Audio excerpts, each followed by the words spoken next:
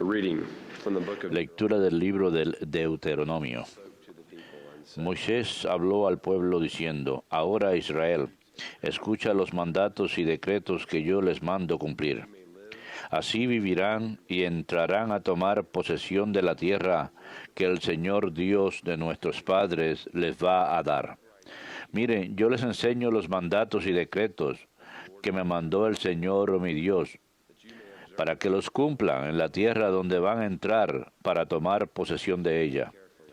Pónganla por obra, que ellos son su sabiduría y su inteligencia a los ojos de los pueblos, que, cuando tengan noticia de todos ellos, dirán: cierto que esta gran nación es un pueblo sabio e inteligente, y en efecto, ¿hay alguna nación tan grande que tenga los dioses tan cerca como lo está el Señor Dios de nosotros siempre que lo invocamos? ¿Y cuál es la gran nación cuyos mandatos y decretos sean tan justos como toda esta ley que hoy les doy? Pero cuidado, guárdate muy bien de olvidar los de sucesos que vieron tus ojos, que no se aparten de tu memoria mientras vivas. Cuéntaselos a tus hijos y nietos. Verbum Domini.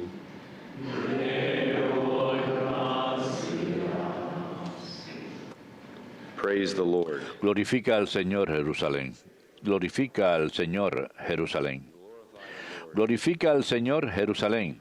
Alaba a tu Dios, Sión, que ha reforzado los cerrojos de tus puertas y ha bendecido a tus hijos dentro de ti. Glorifica al Señor, Jerusalén.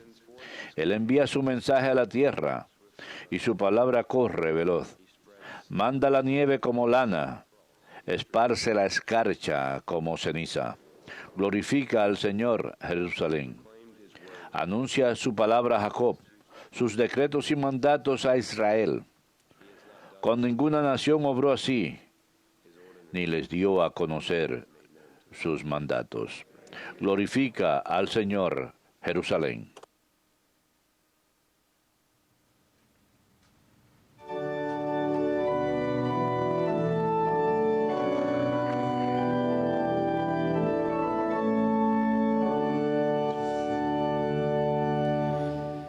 Glory to you, Gloria a ti, oh palabra de Dios, Jesus Christ. Señor Jesucristo. Glory to you, Gloria a ti, oh palabra de Dios, Señor Jesucristo. your words, Lord, are Tus palabras, Señor, son espíritu y vida. Tú tienes palabras de vida eterna. Gloria a ti, oh palabra de Dios, Señor Jesucristo. Dominus vobiscum. et cum spiritu tuo. Lectio Sancti Evangelii secundum Matteum. Gloria a ti, Domine. Jesus said, En aquel tiempo dijo Jesús a sus discípulos: no crean que he venido a abolir la ley o los profetas. No he venido a abolir, sino a dar plenitud. Les aseguro que antes pasarán el cielo y la tierra que deje de cumplirse hasta la última letra o tilde de la ley. El que se salte uno solo de los preceptos menos importantes y se lo enseñe así a los hombres será el menos importante en el reino de los cielos. Pero quien los cumpla y enseñe será grande en el reino de los cielos. Verbum Domini.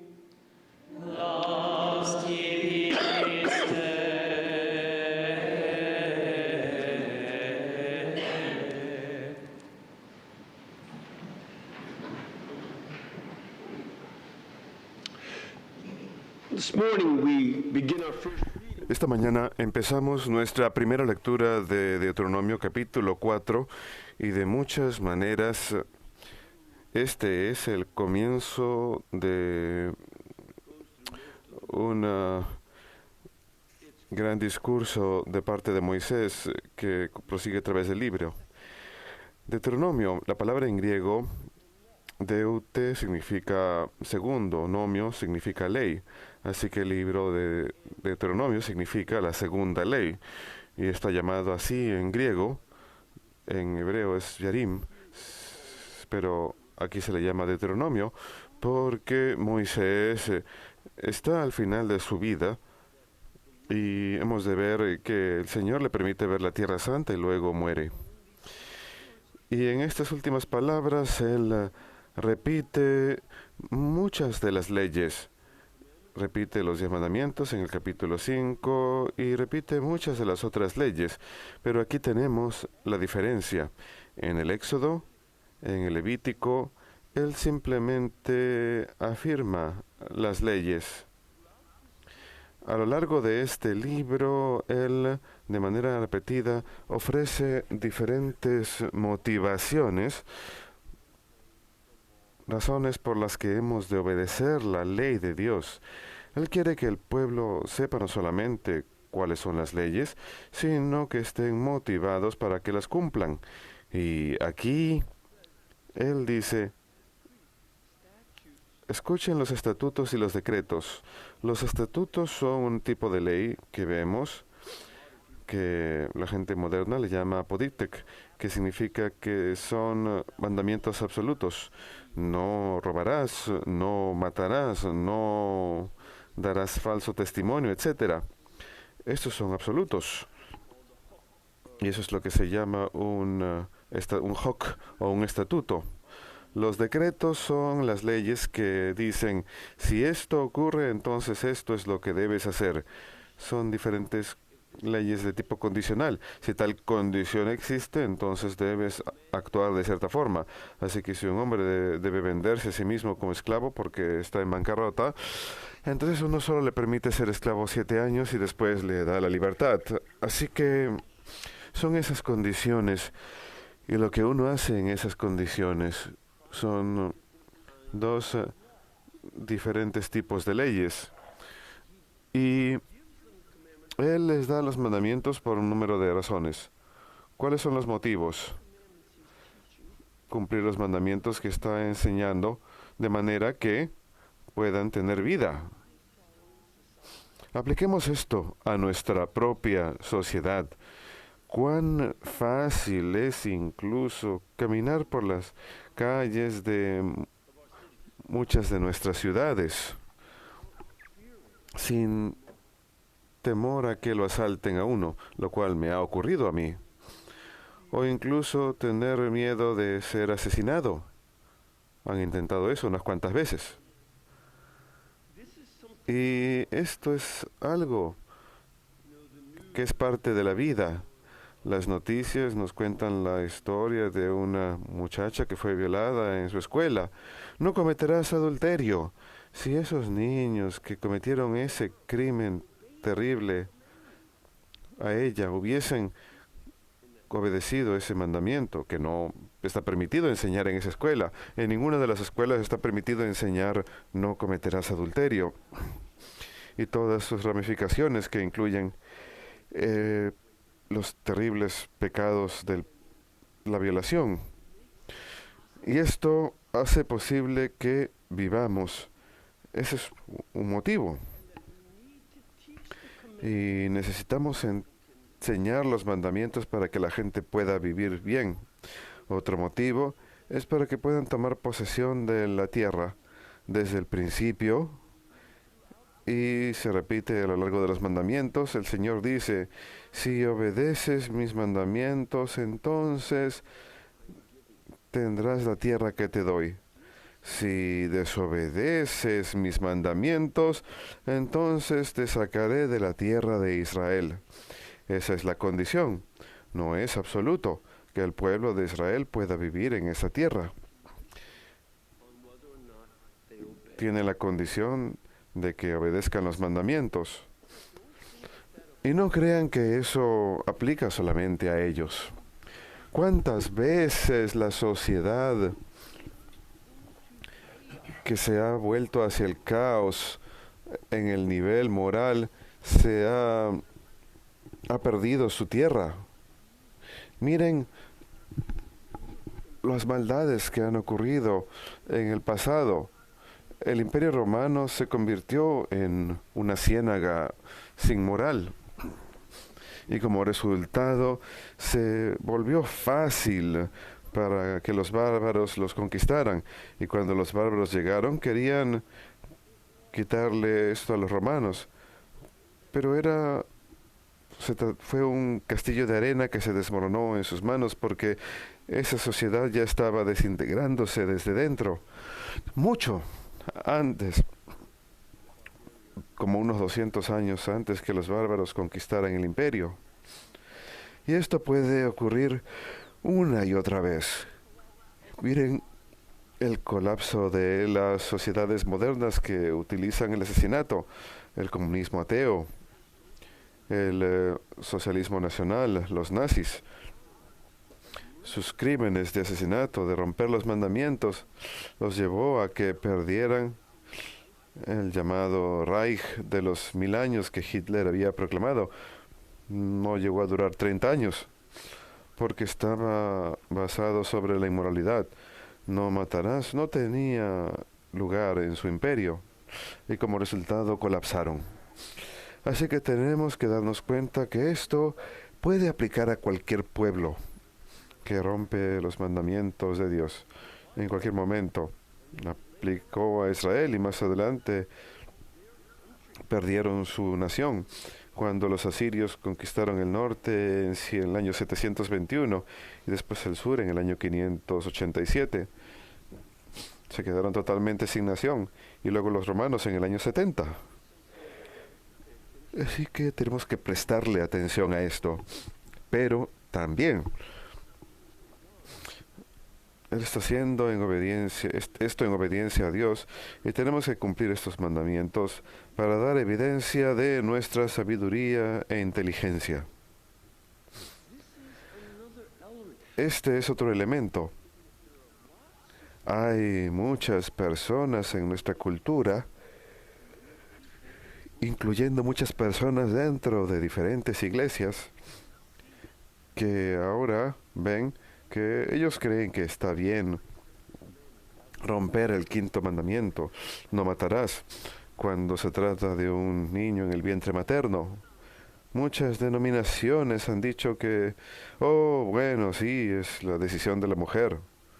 Es la decisión de la mujer, eso es obvio, pero es una decisión mala que rompe el mandamiento de Dios. ¿Y qué ocurre cuando las iglesias dicen, oh, sí, sabemos que fuimos fundados en creer en la Biblia solamente, pero ahora no creemos que la Biblia está en lo correcto cuando se refiere a no matarás? Esto es algo que causa que se desintegren. Y esto ha de ocurrir entre aquellos católicos que traten de enseñar lo mismo. Causará su desintegración. Mostrará que somos necios y que le prestamos atención a la necedad.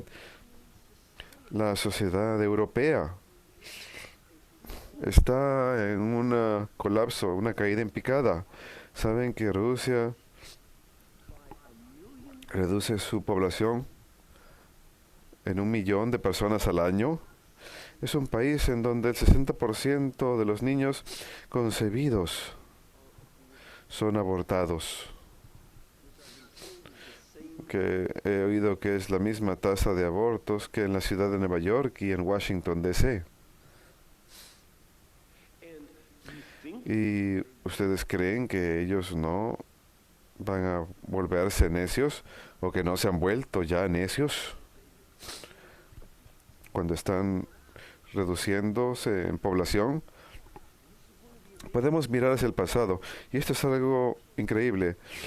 Los pueblos necios del supuesto periodo de la Ilustración. Miren la historia, y ellos identificaban el periodo de la conversión de los bárbaros como las edades oscuras. Nunca se les llamaron las edades oscuras antes de la Ilustración. Ellos se veían a sí mismos como ilustrados y todos los demás como oscuros en la mente. ¿Y qué los oscurecía? El cristianismo. Por eso, los revolucionarios franceses mataron tantos cientos de miles de católicos en su propio país católico porque odiaban a la iglesia. Y lo que vimos es que, irónicamente, ellos fueron los que inventaron esa afirmación falsa de que la religión era la causa mayor. Ellos fueron los que inventaron eso. Ellos inventaron esto en los años 1700. Nunca antes se había dicho eso. Pero porque la realidad era que muchas más personas murieron en las guerras seculares. De hecho, en la Revolución Francesa y en las subsecuentes guerras napoleónicas, mataron más personas que todas las guerras religiosas del cristianismo combinadas. Y lo lograron en 20 años en lugar de 2000. Y este tipo de realidad muestra que no eran una comunidad sabia e inteligente por rechazar su identidad cristiana. Y esto será cierto acerca de todo el mundo occidental. La realidad de las supuestas edades oscuras es que sí, los bárbaros sí destruyeron al Imperio Romano, que ya estaba corrupto, pero la realidad es que la Iglesia fue la que preservó lo que sabemos del Imperio Romano. Los monjes copiaban libros y preservaban el conocimiento y permitieron que el conocimiento progresara lo mejor posible. Cuando llegaron las olas de bárbaros en el año 575 en el siglo VIII y luego en los siglos IX y X, los monjes soportaron la destrucción y preservaron el conocimiento y transmitieron el conocimiento y empezaron a enseñar en las primeras escuelas que estaban abiertas para todos. Los monjes trataban de dar la mayor educación que les era posible y ellos fueron la base para el desarrollo que se convirtió en el renacimiento del siglo XIII y más adelante en los siglos XV y XVI.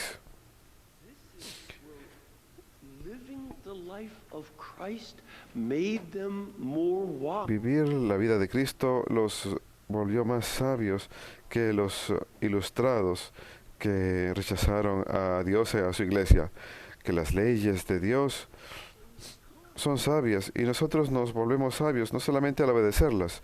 Ese es un comienzo y eso es lo que esperamos de los niños, obedecer las leyes y hacer lo que los padres dicen cuando los padres enseñan lo que es correcto.